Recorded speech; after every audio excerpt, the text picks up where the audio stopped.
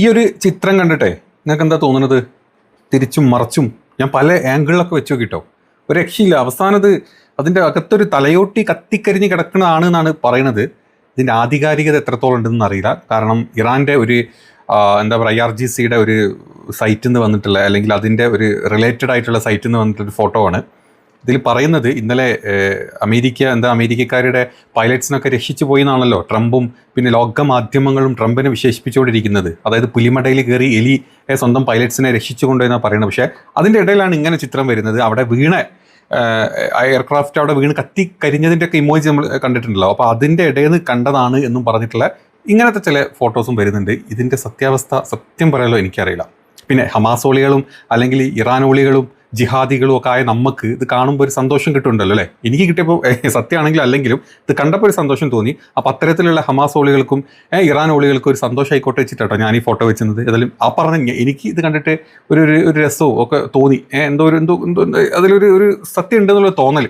ഏതാണെങ്കിലും പുറത്തോട്ട് വരട്ടെ. കാരണം നമ്മുടെ ട്രംപ് അണ്ണൻ പിടിച്ചുകൊണ്ട് പോയ അങ്ങനെയല്ല, രക്ഷിച്ചുകൊണ്ട് പോയിട്ടുള്ള പൈലറ്റുമാർ ഇതുവരെ പുറത്തോട്ട് വന്നിട്ടോ കണ്ടിട്ടോ ആരാണ് എന്താണെന്ന് ആർക്കും അറിയില്ല. പിന്നെ ഇത്രയും തോറ്റു നിന്ന ട്രംപിന് ജയിക്കാൻ ഒരവസരം ഒരവസരം കിട്ടിയിട്ടുണ്ടെങ്കിൽ അതൊന്ന് മുതലെടുക്കാൻ വിചാരിച്ചിട്ടാണ് നമ്മുടെ നാട്ടിലെ സകല മാധ്യമങ്ങളും ഇപ്പം ട്രംപിനെ പുകഴ്ത്തിക്കൊണ്ടിരിക്കുന്നത്. ഏതാണെങ്കിലും ആ പുകഴ്ത്തലിൻ്റെ ഇടയിലാണ് ഇങ്ങനത്തെ ഒരു ഫോട്ടോ വന്നത്. ഫോട്ടോ കണ്ട് നിങ്ങൾ പറഞ്ഞു ഇതിനെപ്പറ്റി ഇത് പഴയ വല്ല വീഡിയോ ആണ് അല്ലെങ്കിൽ ഫോട്ടോ ആണ്, ഇത് ഞാൻ പറഞ്ഞത് വെറുതെ നിങ്ങളൊക്കെ ഒന്ന് സുഖിപ്പിക്കാനും എനിക്ക് പൈസ ഉണ്ടാക്കാനും വേണ്ടിയിട്ടാണ് എന്നൊക്കെ തോന്നുന്ന ആൾക്കാരുണ്ടെങ്കിൽ ഇതിൻ്റെ ആധികാരികത എത്രത്തോളം ഉണ്ട് ഒന്ന് കമൻറ്റ് ചെയ്യണം കേട്ടോ. ജസ്റ്റ് ഒന്ന് കാണിച്ചു തരാമെന്ന് വിചാരിച്ചു. അതുപോലെ തന്നെ ഇങ്ങനെ നമ്മളെപ്പോലത്തെ ഈ പറഞ്ഞ ഓളികൾക്ക് ഇഷ്ടപ്പെടുന്ന ചില വാർത്തകൾ വേറെ വരുന്നുണ്ട്. ഞാൻ അതുകൊണ്ടൊന്ന് പറഞ്ഞുതരാം. അതിൻ്റെ സത്യാവസ്ഥ എത്രത്തോളം ഉണ്ടെന്ന് അറിയില്ല. കാരണം ഇപ്പം പല വാർത്തകൾ അടിച്ചു വിടാറുണ്ട്. എങ്കിലും കുറേയൊക്കെ കറക്റ്റായിട്ടുള്ള സോഴ്സിൽ നിന്നാണ് നമ്മൾ ഈ വാർത്തകളൊക്കെ എടുത്ത് ചെയ്തുകൊണ്ടിരിക്കുന്നത്. അതായത് ഇപ്പം ട്രംപ് അണ്ണൻ കഴിഞ്ഞ 48 മണിക്കൂർ ഇപ്പം ഇന്നലെ രാത്രി കഴിഞ്ഞു. 48 2 ദിവസം കൂടെ നീട്ടി കൊടുത്തിട്ടുണ്ട്. ചൊവ്വാഴ്ച രാത്രി വരെ പുലർച്ചെ വരെ ആക്കിയിട്ടുണ്ട്. അതായത് രക്ഷയില്ല, ഇറാൻ എന്തായാലും മുട്ടുമടക്കുന്നില്ല. അപ്പം ഇനി ഇറാൻ മുട്ടുമടക്കുന്നില്ല, ഞാൻ മടക്കിയ മുട്ട് കുറച്ചുകൂടെ നിവർത്തി വെച്ചിട്ട് ഞാൻ പറഞ്ഞിട്ടുണ്ട് ഇനി ഒരു ദിവസം കൂടെ ഞാൻ കൂട്ടിത്തരും. അവസാനമാണ് ഇനി സമ്മതിക്കില്ല കേട്ടോ. ഇനി ലാസ്റ്റാണ്, ഒരു ദിവസം കൂടെ ഞാൻ കൂട്ടിത്തരുന്നുണ്ട്. അതായത് ചൊവ്വാഴ്ച രാവിലെ വരെ നിങ്ങൾക്ക് ഒന്നുകിൽ ഹോർമോൺസ് ഒക്കെ തുറക്കുക, യുദ്ധമൊക്കെ നിർത്തുക, അതല്ലെങ്കിൽ നേരിട്ട് വന്ന് ഞാൻ പറയുന്ന പോലെ എൻ്റെ കരാറിൽ വന്ന് ഒപ്പിടുക. ഈ പരിപാടിക്ക് ഞാൻ ഒരു അവസരം കൂടെ നിങ്ങൾക്ക് തരികയാണെന്നാണ് പറഞ്ഞത്. അങ്ങനെ പറഞ്ഞ സമയത്ത് തന്നെ ഇറാൻ്റെ സ്പോക്ക് പേഴ്സൺ, അതായത് വിദേശകാര്യ വക്താവ് വന്ന് പറഞ്ഞിട്ടുണ്ട്, എൻ്റെ പൊന്ന് ട്രംപേ, നീ അവിടെ കിടന്ന് അങ്ങനെ ചിലച്ചുകൊണ്ടിരിക്കുക. ഞാൻ എൻ്റെ ഭാഷയിൽ പറയട്ടോ, അവർ നല്ല ഭാഷയിലേ പറയുള്ളൂ. നീ അവിടെ കിടന്ന് അങ്ങനെ ചിലച്ചുകൊണ്ടിരിക്കുക എന്നല്ലാണ്ട് ഇനി ആ പേരും പറഞ്ഞ് നീ ഞങ്ങളുടെ ഊർജ്ജ കേന്ദ്രങ്ങൾക്കും അല്ലെങ്കിൽ ഞങ്ങളുടെ പാലങ്ങൾക്കും ഞങ്ങളുടെ സിവിലിയൻസിൻ്റെയൊക്കെ നേരെ ഏതെങ്കിലും രീതിയിൽ നീ ആക്രമണം ഉണ്ടായിക്കഴിഞ്ഞാൽ നിൻ്റെ സകല പ്രോപ്പർട്ടി, അതായത് അമേരിക്കയുടെ ഇൻവെസ്റ്റ്മെൻറ്റും നിൻ്റെ ഇൻവെസ്റ്റ്മെൻറ്റും ആയിട്ടുള്ള സകല പ്രോപ്പർട്ടിയും ഗൾഫ് കൺട്രീസിൽ ഞങ്ങൾ അടിച്ച് തീർക്കും. പിന്നെ പോരാത്തതിന് ഇസ്രായേലിൽ എവിടെയൊക്കെ കൊടുക്കാൻ പറ്റുമോ ബാക്കി എല്ലാ സ്ഥലത്തും ഞങ്ങൾ പൊളിക്കും. അപ്പം നിമ്മ അതിൻ്റെ പരിപാടികളൊന്നും പറഞ്ഞിങ്ങോട്ട് വരണ്ട. ഞങ്ങൾ കുറച്ച് കാര്യങ്ങൾ അങ്ങോട്ട് പറഞ്ഞിട്ടുണ്ടല്ലോ. അതായത് ഞങ്ങൾ യുദ്ധം നിർത്തണമെങ്കിൽ എന്തൊക്കെ വേണം ഞങ്ങൾ പറഞ്ഞിട്ടുണ്ട്. അത് ചെയ്യാൻ പറ്റുമെങ്കിൽ നീ ചെയ്യുക. അതല്ലാണ്ട് നീ പറഞ്ഞത് ചെയ്യണം, നീ ആ ഒലത്തും തിരിക്കും മറയ്ക്കും എന്നൊക്കെ പറഞ്ഞു കഴിഞ്ഞാൽ ഞങ്ങൾ ഈ സകല സ്ഥലങ്ങൾ അടിച്ച് പൊളിക്കും. കഴിഞ്ഞ 38 ദിവസങ്ങളായിട്ട് പൊളിച്ചുകൊണ്ടിരിക്കുന്നുണ്ടല്ലോ. ഞങ്ങളങ്ങോട്ട് കംപ്ലീറ്റ് കൊന്ന് തീർത്താലും വേണ്ടില്ല, അവസാനത്തെ ആ ഒരു തീക്കൊള്ളിയെങ്കിലും അവിടെ വന്ന് പൊളിക്കും എന്നാണ് ഇറാൻ്റെ സ്പോക്ക് പേഴ്സൺ പറഞ്ഞിട്ടുള്ളത്. അപ്പോഴാണ് അതിൻ്റെ ഇടയിലാണ് നമ്മൾ പറഞ്ഞ നമ്മളെപ്പോലത്തെ ഓളികൾക്ക് പറ്റിയ ഒരു വാർത്തയും കൂടെ ഞാൻ കണ്ടത്. അതായത് റഷ്യ തങ്ങളുടെ RS-28 സർമത്ത് എന്ന് പറഞ്ഞിട്ടുള്ള ആണവ മിസൈൽ ഇറാന് കൈമാറിയിട്ടുള്ള രഹസ്യ റിപ്പോർട്ടുകൾ, ഇൻ്റലിജൻസ് റിപ്പോർട്ടുകൾ വരുന്നത്. അതിൻ്റെ പേര് തന്നെ സാത്താൻ 2 എന്ന് പറഞ്ഞിട്ടുള്ള ആണവ മിസൈലുകളാണ് ഇറാന് കൈമാറിയിട്ടുള്ളത്. ഇതിന് ഏകദേശം 18,000 കിലോമീറ്റർ വരെ പോകാൻ പറ്റുന്ന മിസൈലുകളാണ് എന്നാണ് പറയപ്പെടുന്നത്. 18,000 കിലോമീറ്റർ പരിധി, അതായത് ഇറാനിൽ നിന്ന് വിട്ട് കഴിഞ്ഞാൽ അമേരിക്കയിലെ വാഷിങ്ടൺ വരെ മുക്കാൻ പറ്റുന്ന രീതിയിലുള്ള ടൈപ്പ് മിസൈലുകൾ. അപ്പം കഴിഞ്ഞ ദിവസം തന്നെ ഇറാൻ മറ്റൊരു കാര്യം കൂടെ പറഞ്ഞിരുന്നു, ഞങ്ങളുടെ കയ്യിലൊരു പ്രത്യേക സാധനം കൂടെ ഉണ്ട്, ഞങ്ങൾ ഇതുവരെ പുറത്തു പോലെ ഇറക്കിയിട്ടില്ല. അപ്പം വല്ലാണ്ട് കളിച്ച് കഴിഞ്ഞാൽ എൻഡിൽ ഞങ്ങൾ ആ സാധനം എടുത്ത് പൊട്ടിക്കും എന്ന് കഴിഞ്ഞ ദിവസം ഇറാൻ പറഞ്ഞിട്ടുണ്ട്. ഇനി ഈ സാധനം വല്ലതും ആണോ കയ്യിൽ വെച്ചിട്ട് ഇറാൻ ഇങ്ങനെ പറഞ്ഞുകൊണ്ടിരിക്കുന്നത് എന്ന് നമുക്കറിയില്ല. കാരണം ഇറാൻ ഇന്നലെ മെനഞ്ഞാന്നാണ് ആ സാധനം പറഞ്ഞിട്ടുള്ളത്.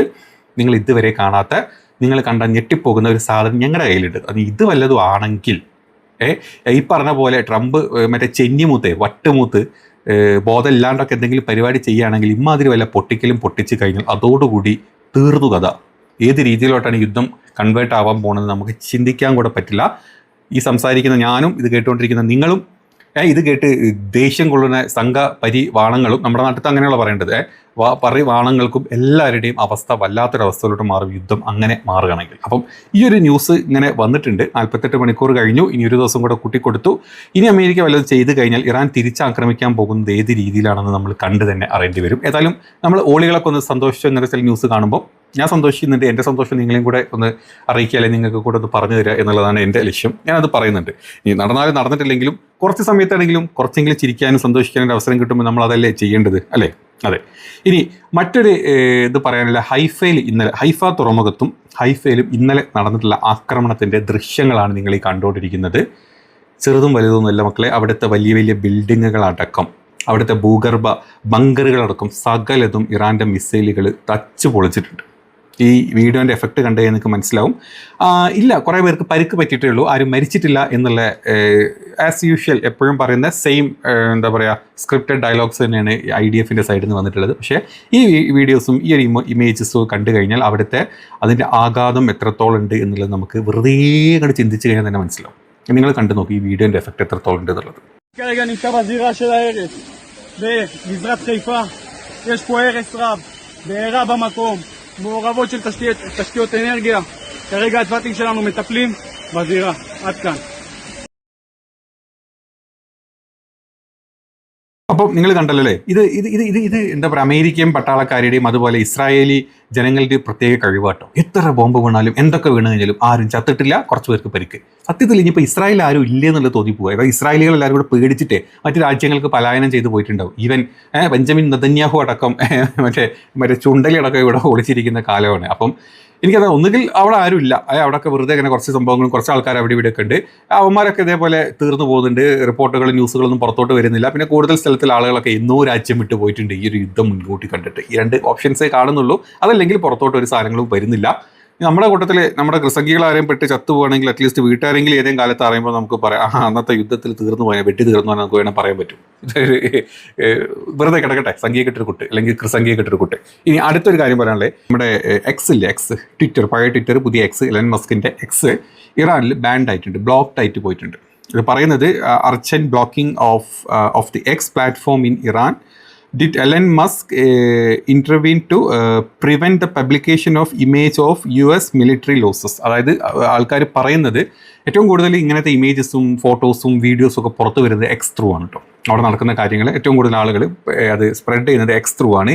ഈവൻ നമ്മുടെ ഇറാൻ അല്ലെങ്കിൽ അമേരിക്കനെ പറയണ്ട, ട്രൂ സോഷ്യൽ വെച്ചിട്ടാണ് ട്രംപ് കാര്യങ്ങളൊക്കെ പറഞ്ഞുകൊണ്ടിരിക്കുന്നത്. പക്ഷേ അമേരിക്കയിലെ മറ്റാളുകൾ ഏറ്റവും കൂടുതൽ കാര്യങ്ങൾ സംസാരിക്കുന്നത് സംവദിക്കുന്നത് എക്സ് പോസ്റ്റുകളിൽ കൂടെ തന്നെയാണ്. തിരിച്ച് ഇറാൻ്റെ സൈഡിൽ നിന്ന് അങ്ങനെ കാര്യം വരുന്നുണ്ട്. ഇനി ഇറാനിൽ നടക്കുന്ന ഏറ്റവും കൂടുതൽ ആളുകൾ ഇതിൻ്റെ ഇമേജസ് ഒക്കെ എടുക്കുന്നത് എക്സ് പ്ലാറ്റ്ഫോമിൽ കൂടെയാണ്. അപ്പം അവിടെ നമ്മളിതിന്ന് കാണുമ്പോഴാണ് നമുക്ക് ഏറ്റവും കൂടുതൽ മനസ്സിലാക്കാൻ പറ്റുന്നത് എന്താണ് അമേരിക്കയുടെ അവസ്ഥ. അവിടെ ചെന്നിട്ട് അമേരിക്കയുടെ അല്ലെങ്കിൽ അങ്ങോട്ട് ചെല്ലുന്ന അമേരിക്കക്കാരുടെ അല്ലെങ്കിൽ വിമാനങ്ങൾ ഇങ്ങനെ പൊളിഞ്ഞു വെക്കുന്നതിൻ്റെ വീഡിയോസ് ഫോട്ടോസ് എല്ലാം ക്യാപ്ചർ ചെയ്ത് വിടുന്നത് എക്സ് ത്രൂ ആണ് ഏറ്റവും കൂടുതൽ. പിന്നെ ടെലഗ്രാമും അവിടെ വീഡിയോ ഒക്കെ ഉണ്ട്, പക്ഷേ ഏറ്റവും കൂടുതൽ എക്സ് ആണ്.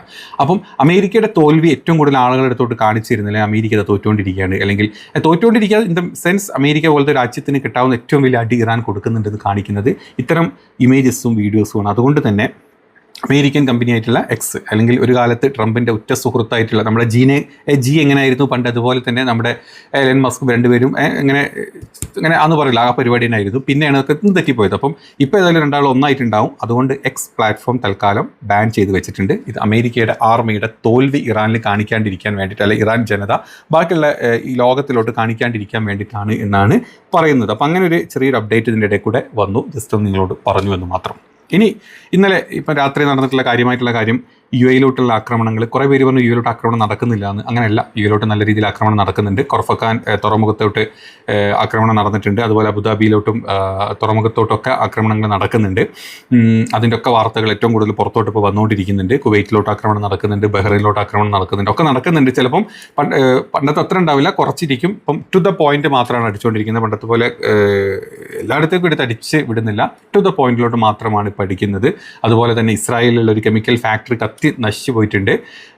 പിന്നെ ഇസ്രായേലിലെ പല ഭാഗത്തോട്ടും ഇപ്പോഴും അടിച്ചുകൊണ്ട് ഇരിക്കുന്നുണ്ട് ഇറാൻ്റെ സൈഡിൽ നിന്ന്. അപ്പോൾ ഇതൊക്കെയാണ് ഇന്നലെ നൈറ്റിൽ നടന്നിട്ടുള്ള കുറച്ച് കാര്യങ്ങൾ, അല്ലെങ്കിൽ കുറച്ച് അപ്ഡേറ്റുകൾ. ഇനി ഞാൻ വീഡിയോ ചെയ്ത് കഴിഞ്ഞ ശേഷം മറ്റ് പുതിയ കാര്യങ്ങൾ അല്ലെങ്കിൽ സംഭവങ്ങളൊക്കെ സംഭവ വികാസങ്ങൾ നടത്തിയിട്ടുണ്ടെങ്കിൽ നമ്മൾ അടുത്ത ഒരു വീഡിയോ അപ്ഡേറ്റ് ചെയ്തൊരു വീഡിയോയിൽ ഇടുന്നതായിരിക്കും. അപ്പം എല്ലാവരും മാക്സിമം സപ്പോർട്ട് ചെയ്യുക.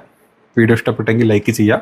നിങ്ങളുടെ അഭിപ്രായങ്ങളും മാറ്റങ്ങളും വേണ്ട കാര്യങ്ങൾ എന്തൊക്കെയാണെന്നുള്ളത് പറയുക. അതൊക്കെ ചെയ്യാം. മാക്സിമം നമ്മളിങ്ങനെ ഡെവലപ്പ് ചെയ്തുകൊണ്ടിരിക്കുകയാണ്. നമ്മുടെ ഈ ഒരു പ്ലാറ്റ്ഫോം കൂടുതൽ നല്ല രീതിയിൽ ഡെവലപ്പ് ചെയ്തുകൊണ്ടിരിക്കുകയാണ്. കുറേ പേര് ചോദിക്കുന്നുണ്ട് ലൈവ് എന്താ ചെയ്യാത്തത്. ലൈവ് ചെയ്ത് തുടങ്ങും. ഈ ഒരാഴ്ചക്കുള്ളിൽ തന്നെ ലൈവ് ഇനി സ്ഥിരമായിട്ട് നമ്മൾ ഈ ഒരു യുദ്ധം എന്നുള്ളതല്ല, പല കാര്യങ്ങളില്ലേ, നമ്മുടെ ഇലക്ഷൻ നടക്കുന്നുണ്ട്, മറ്റ് രാജ്യത്ത് നടക്കുന്ന ഒരുപാട് സംഭവങ്ങൾ നടന്നുകൊണ്ടിരിക്കുന്നുണ്ട്. അപ്പോൾ ഇതിനൊക്കെ പറ്റിയിട്ടുള്ള കുറേ ലൈവും കാര്യങ്ങളും ഡെയിലി സെഷനായിട്ട് നമ്മൾ ചെയ്തുകൊണ്ടിരിക്കും. നമുക്ക് ലൈവിൽ ബാക്കിയുള്ളവർ ഇൻവൈറ്റ് ചെയ്തിട്ട് ആളുകൾക്ക് കയറാൻ താല്പര്യമുള്ള ആളുകൾ കയറിയിട്ട് അവരും കൂടെ അഭിപ്രായമൊക്കെ സംസാരിച്ചിട്ട് നല്ല രീതിയിലൊരു നല്ല ലൈവും നല്ലൊരു കമ്മ്യൂണിക്കേഷനും നല്ലൊരു ഇൻട്രാക്ഷനൊക്കെ നമ്മൾ പ്ലാൻ ചെയ്യുന്നുണ്ട്. കാരണം ഞാൻ ഒറ്റയ്ക്കേ ഉള്ളൂ, ഞാനൊരാൾ മാത്രം അതൊക്കെ ചെയ്യുന്നത്. കൂടുതൽ ആളുകളൊന്നും ഒരുപാടൊന്നും അല്ലെങ്കിൽ സപ്പോർട്ട് ടീമും കാര്യങ്ങളൊന്നുമല്ല, ഞാനൊരാൾ തന്നെ ചെയ്തുകൊണ്ടിരിക്കുന്നത്. അതുകൊണ്ടാണ് ചെറിയ ഡിലേ ഒക്കെ വരുന്നത്. അപ്പോൾ മാക്സിമം നിങ്ങളുടെ സപ്പോർട്ട് തരിക. സബ്സ്ക്രൈബ് ചെയ്ത് കാണുന്ന ആളുകൾ മാക്സിമം, പൈസ ഒന്നും വേണ്ട, ജസ്റ്റ് ചാനൽ ഒന്ന് സബ്സ്ക്രൈബ് ബട്ടൺ ഓപ്പൺ ചെയ്തിട്ട് നിങ്ങൾ മാക്സിമം വീഡിയോസ് കണ്ട് കൂടുതൽ ആളുകളെടുത്തോട്ട് എത്തിക്കാൻ ട്രൈ ചെയ്യുക. അപ്പോൾ പറഞ്ഞ പോലെ ശരി.